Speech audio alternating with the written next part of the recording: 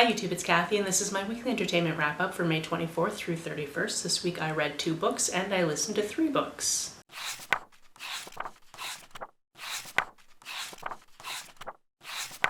This is going to go up on Sunday as per usual, however I am filming it on Saturday night because as this goes live I will be on an 8+ hour travel day. I think we're taking at least 4 different trains because we're going from Nuremberg, which is where I currently am, to Didlich. I'm probably saying that wrong, but it's in Luxembourg, which is a country I've never been to, so I'm very excited for it. And I just kind of figured that since I won't be able to upload on the train, most likely, I should probably just do this ahead of time. There is a good chance we'll watch this week's Taskmaster after I've done all of that, but I can't really talk about that if it hasn't actually happened, now can I? The first book that I read this week is Coastal Views to Die For. This is the second in the Oliver Pop mystery series. The first one being How to Have a Killer Time in DC, which I read last month or the month before. It was pretty recently. This one follows Oliver. He's back home on the West Coast and he's given a new assignment. He's assigned to go up to Oregon and do a piece on falling in love on the Oregon coast. And he's not doing it alone because his boss is definitely very, very sneaky and has the same photographer from the last book show up in this book.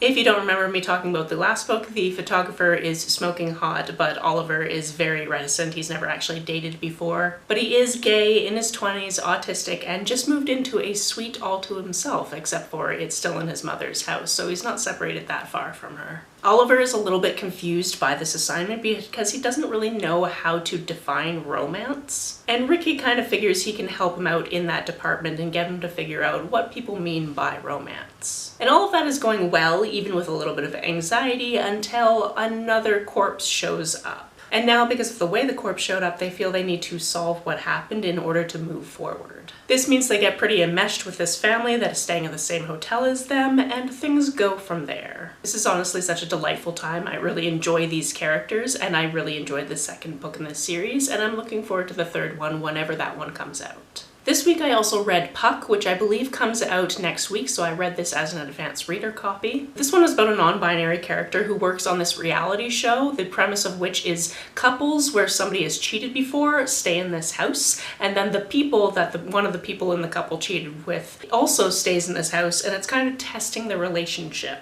Which means Puck has a long history of just manipulating people to do exactly what the showrunners want. After we see them pull off something masterfully at work, they actually have the next week off because they have to go to a wedding. That wedding concerns their roommate and best friend from college, who is marrying this guy that they're pretty sure that she shouldn't be marrying because she had a long-term boyfriend. They just had some issues. They broke up about a year ago, and now she's actually marrying his friend from college. It's messy, and when Puck gets there, they decide that they can fix this situation because this is all wrong. Obviously, shenanigans ensue. To top it all off, there's this smoking hot woman who is also incredibly infuriating, and that becomes quite distracting while Puck is just trying to get things done.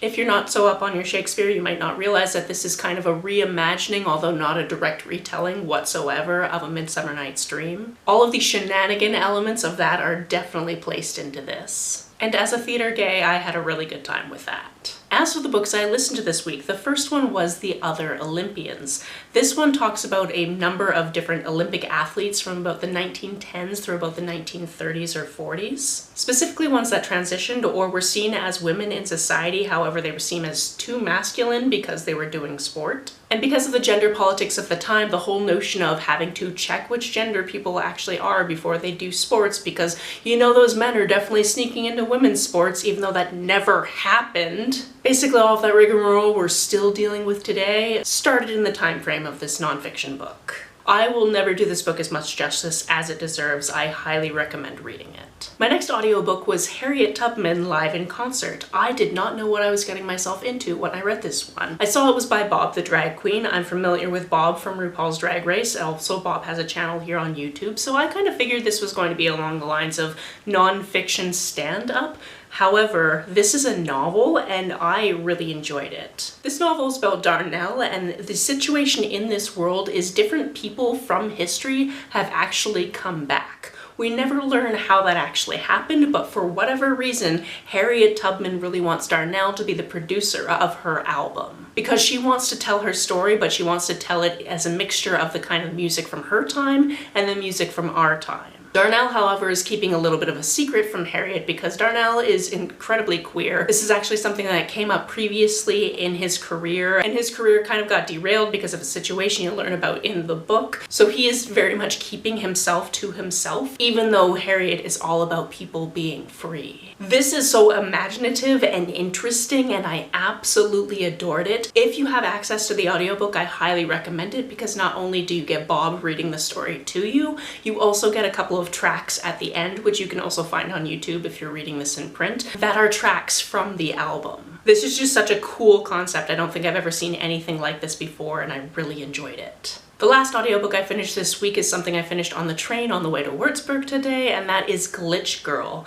This is an incredibly fragmented story about this immigrant kid growing up with ADHD and having an idea that she is not a boy, even though everybody thinks she is. This is middle grade, but it's also kind of hard to read at times because people are constantly getting upset with this character for just being bad, and this character gets punished for things that are outside of their control, and punished in pretty harsh ways sometimes. However, this book is also about the true meaning of friendship and actually accepting people and getting to know them and understand them instead of just looking at them and being like, this person is a mistake as a human. Like I said, this one is difficult, but I'm glad I got around to reading it. That's it for this week. If you've read, watched, or listened to any of these, let me know about it down in the comments below. On the way down to the comments, if you hit that subscribe button, that would be very nice of you. If you don't feel like leaving a comment but want to make sure that I know you were here, just leave me an emoji or a smiley face if you happen to be on your keyboard. Some people have asked if there's a way to financially support this channel, so I set up a Ko-fi account, which is a digital tipping service. The link for that, as always, is down below. You can like and share this as you see fit, and I will see you very soon. Bye!